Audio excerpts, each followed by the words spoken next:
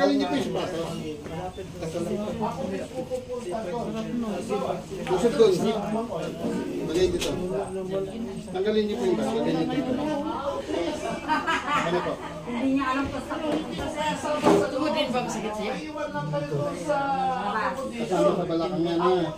Malalaman na. Ito na. Alam mo, yung powder na.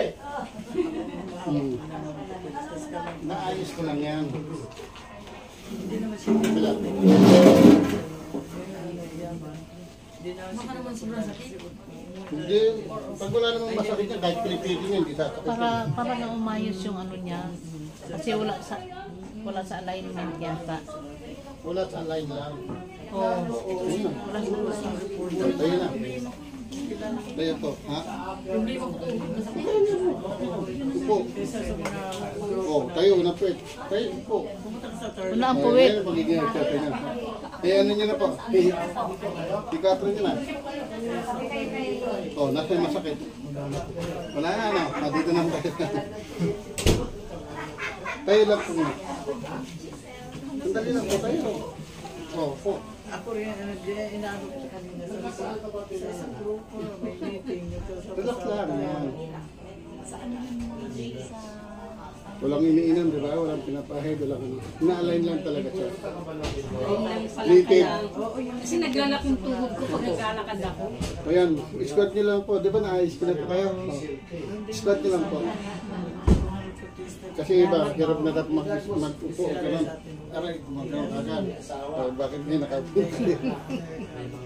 Salamat, nagkakilala tayo. May credit card ko.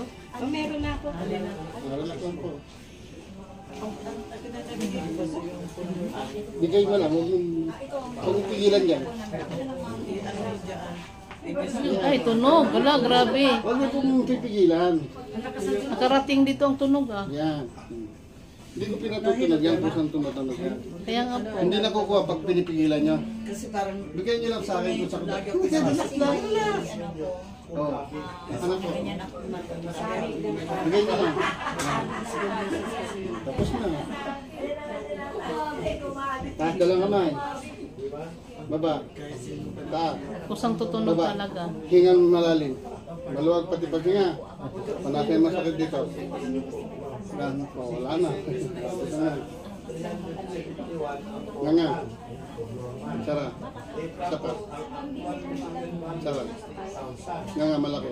Pagpusa. Sara. Sara. Nga po. Sara. Ayan na po. Patay. Ano masakit?